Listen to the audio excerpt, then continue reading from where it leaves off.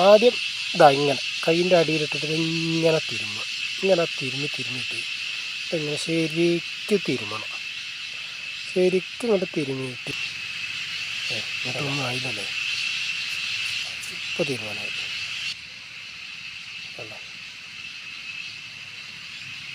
അട്ടയാണ് അട്ട. നിങ്ങളെന്ത് വിചാരിച്ച് കഞ്ചാവ് ആൻസാണെന്നോ? മനോഹരമായ സംഗീതം മാലാഖമാരുടെ സംഭാഷണമാണ്. നമുക്ക് ഒരു സൗകര്യം തരാണ്ട്